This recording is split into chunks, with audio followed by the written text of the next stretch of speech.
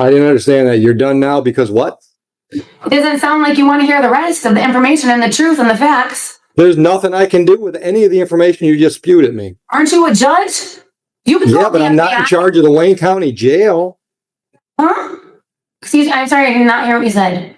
That's because you're talking over me. No, I wasn't talking when you said something about Wayne County Jail. I am not in charge of the Wayne County Jail. It's called separation of power. You're the only one who can tell. Who else are you going to tell? When you're going to shut up long enough for me to respond, I'll be happy to respond. What you're witnessing right now is not just a routine court appearance. This is a complete breakdown of courtroom control, authority, and credibility.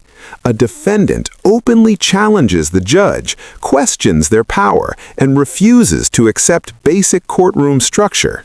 From the very start, tension is sky high, interruptions are constant, and the judge is forced to draw a hard line. The big question is this frustration, fear, or something much deeper unfolding in real time? Judge, you don't get to tell me to shut up. Oh, I certainly can. And I can make you shut up. Watch, here it goes. No, that's fine. And Mr. Washington, for Ms. Kosa, we're just adjourning that, correct, for the prosecutor? I moved him too quick. Heather, I'll bring him back out. Mr. Washington? Yes. We're just going to adjourn Ms. Kosa, correct? Yes, but For the prosecutor? yeah, we can adjourn that. Ms. Kozar has indicated she doesn't want me representing her, so I don't know whether to have her address the court on that. You want to do that now, or you want to do that after you've talked to all your defendants? Yeah. Oh, that's good. No, let's do it now. We can let the county go then. Okay. Yeah, maybe if I can speak to the rest of my clients. Two of my clients are... No. As soon as we get her on, Ms. Kozar, see if you can get a deputy to unmute you so we can talk. And the prosecutor's Mrs. Dane. She's asking for the adjournment. She wasn't able to be here, so she asked prosecutor mid-November. And this file? And Ms. Kosa, yes. Okay. Ms. Kosa, can you hear me all right? Yes, Your Honor. I would like to release my lawyer. I need a new one because he already violated my rights and my privacy by answering a phone call with my biological mother, who has done nothing but commit crimes against me. And he told her that he was my lawyer before I even knew he was my lawyer. And I don't want my lawyer communicating with one of my biggest predators and enemies who have been doing nothing but committing crimes against me. And I'm pretty sure she set this up as well. So he will not be my lawyer. Okay. Just so you understand, you have a right to a court-appointed attorney, but you don't get to pick the attorney unless you pay for the attorney. So I'm going to put in for one request to see if they will appoint another attorney from downtown. I don't appoint the attorneys. That comes from downtown. Understood? Yes. This is a crucial legal moment many people misunderstand. While defendants absolutely have the right to an attorney, they do not have the right to choose a court-appointed one. The judge clearly explains this distinction, emphasizing separation of powers, meaning the court cannot control jail operations or personally assign lawyers. Yet instead of acknowledging that explanation, the defendant escalates, shifting from legal concerns into sweeping accusations that immediately raise red flags in a courtroom setting. All right. So that will be adjourned for probably safe 3 weeks. Well, no, the prosecutor wants it mid-November because she's off. Okay, so that should, all right. So Your the Honor, prosecutor can I wants, say something? the prosecutor is asked to have this adjourned Your in the Honor. mid-November, so that should be time for you to get a Okay, new Your Honor, attorney. I was kidnapped. They came in a car that was not Belleville. They busted into my house. I have video evidence. They took the knife out of my room that had nothing on it. He did not have gloves on it. He did not have gloves on. He did not have an evidence bag. He took my phone that I hid.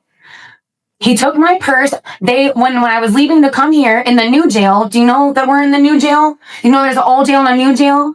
Well, when they took me in the new jail, he told me, oh, I don't have any property. So they stole my purse, they stole my phone, they stole all my identification. Then they did not take me to a Belleville station, and they were not in Belleville cars. They didn't even take me to Sumter station, and they were not in Sumter cars. They took me to a place called Huron. And when I asked the cop, why am I here? He said, I don't know, I don't work here. So I've been kidnapped. I'm trying to call the FBI. I have no wristbands. They won't let me give me 2 free phone calls. They won't give me a tablet. They barely let me out. They barely, if I do anything wrong, they punish me in their own ways because no one's watching them. Since I got here, I've been screaming and asking and begging for a sergeant. No sergeant will come and talk to me. I just got sandals today. So many corrupt things are happening. Who do I report it to? No one will. I can't call the FBI. Here's where this hearing takes a dramatic and deeply troubling turn. The defendant alleges kidnapping, corruption, stolen property, and federal crimes, all without presenting evidence in this moment. From a legal standpoint, the judge is limited. A courtroom is not an investigative agency, and emotional testimony alone cannot trigger FBI action. Viewers, ask yourselves, if you were the judge here, how would you regain control without dismissing someone who clearly believes they're being harmed? I've told every single person, not every person, I've told so many inmates, sheriffs, nurses, doctors, social workers, will you please call the FBI? I've been kidnapped. This is not the first time. Will you please call the FBI? No one will call the FBI. And I know I don't get to choose my attorney, but I do have the right to have an attorney that does the legal thing and respects my rights and doesn't tell a predator and an enemy who's attacking me, don't answer their phone call. And you're not supposed to tell anyone you're my lawyer or any information about my case. This is what happened last time with Lauren Anderson. She communicated with my biological parents who were in the case. They made deals and were talking. They had their cell phone number. So this is just going to keep going and going and going and going and going and going. You done? I am now, since you really don't want to hear the rest. I didn't understand that. You're done now because what? It doesn't sound like you want to hear the rest of the information and the truth and the facts. There's nothing I can do with any of the information you just spewed at me. Aren't you a judge? You can Yeah, but I'm not in charge of the Wayne County Jail. Huh? Excuse me, I'm sorry, I did not hear what you said. That's because you're talking over me. No, I wasn't talking when you said something about Wayne County Jail. I am not in charge of the Wayne County Jail. It's called separation of powers. So you've asked for a new attorney. That takes time. But I told you the cops kidnapped me. You can call the FBI and say, hey, you want to investigate and see if this is true? She's claiming to be kidnapped. And I've also been claiming to be sex trafficked. And I believe I'm being raped. And I believe that there are people in my house that I couldn't see. Even though I told the cops, hey, I think there's people here. And then they took me to a mental hospital saying, no, Alicia, you're manifesting this. There's no people here. Really, then why didn't you hear men's voices? And why are other people's mail being delivered at my house? Let me know when I... You're the only one who can tell. Who else am I going to tell? When you're going to shut up long enough for me to respond, I'll be happy to respond. If you're a judge, you don't get to tell me to shut up. Well, I certainly can. And I can make you shut up. Watch. Here it goes. You're live. Here it comes. I'll take it to the Supreme Court. Can't imagine why you couldn't bond with that woman, Mr. Washington. At the end of this hearing, we see a judge attempting to maintain order, explain legal boundaries, and move the case forward while facing constant interruptions and extraordinary claims. The ruling itself is procedural, an adjournment, a request for new counsel, and no immediate action on jail conditions.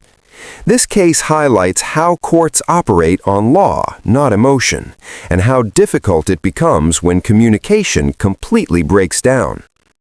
If you found this case as shocking as we did, hit that like button, share your thoughts in the comments, and don't forget to subscribe for more jaw-dropping courtroom breakdowns.